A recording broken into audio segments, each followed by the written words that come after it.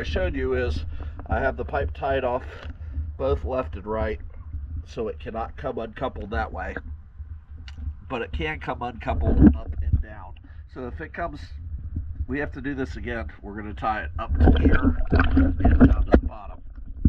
That being said, anything can cause this pipe to go. It doesn't have to be a diamond, a manatee, an alligator, a log.